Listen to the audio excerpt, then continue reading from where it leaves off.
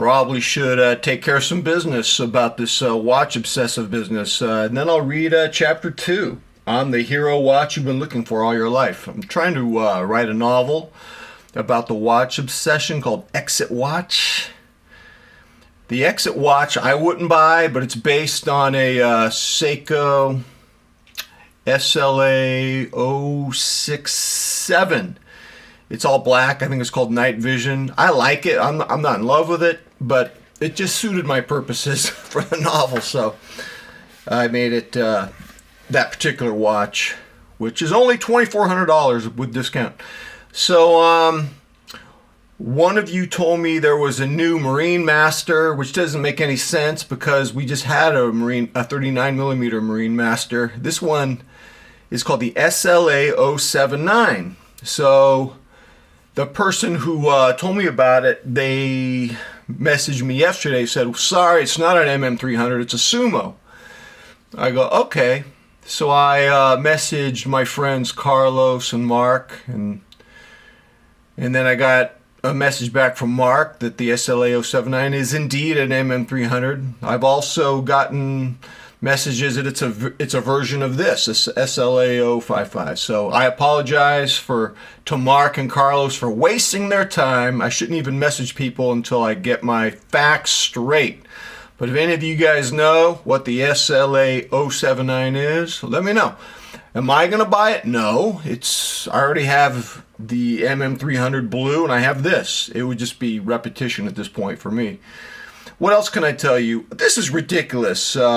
I love this on a bracelet. Don't be surprised in the next 6 months if I put it on a strap. Something happened to me. I don't know. I'm not a bracelet guy anymore. This is amazing on a bracelet. It has Grand Seiko vibes all over it. I wanted to let you guys know that I love this on the bracelet, but for some reason, I just see myself putting it back on the the chocolate bar eventually, or something else, something of that nature. I don't know.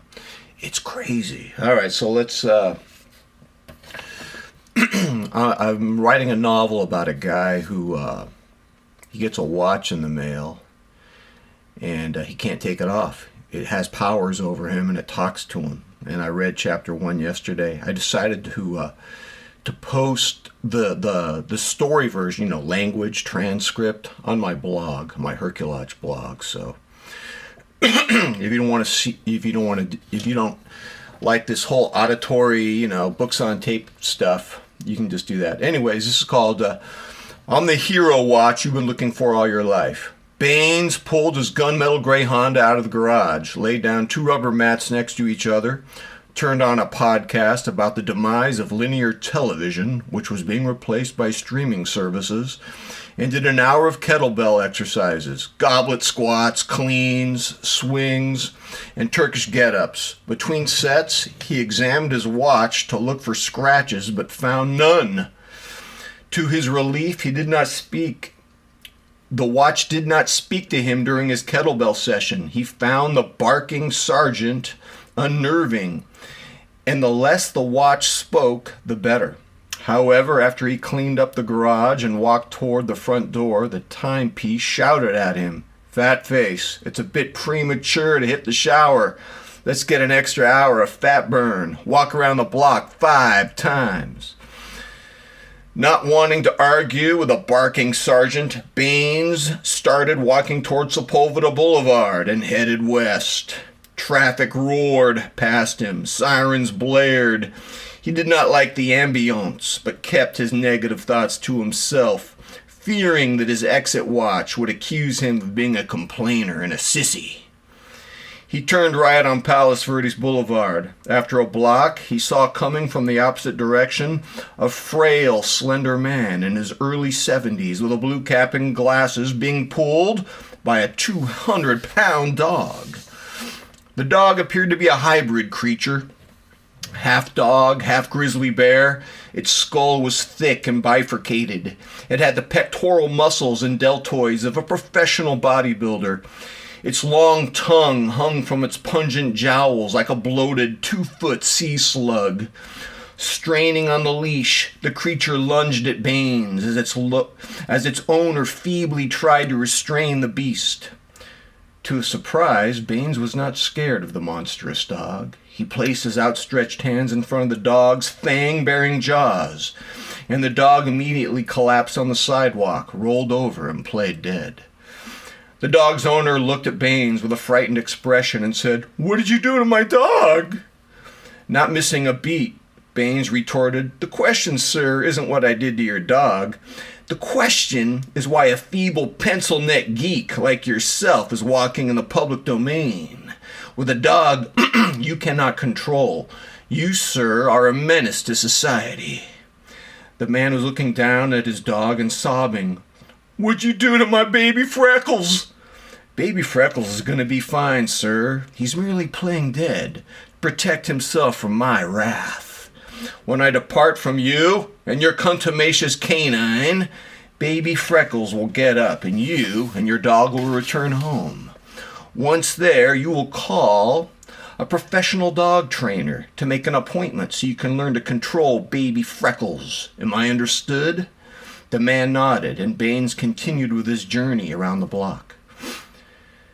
Baines got into a walking groove and enjoyed the smell of the neighborhood, floral gardens, homemakers baking Italian casseroles, and fabric softeners in nearby washers and dryers.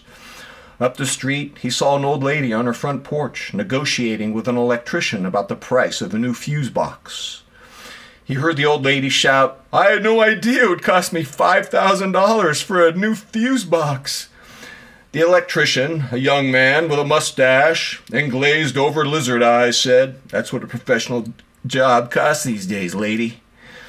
Baines briskly headed toward the old lady and the electrician and said, "Good day, my friends. I understand my neighbor here is looking for a repair on her fuse box. I recently had a new one installed by my best friend's son for under $1,000.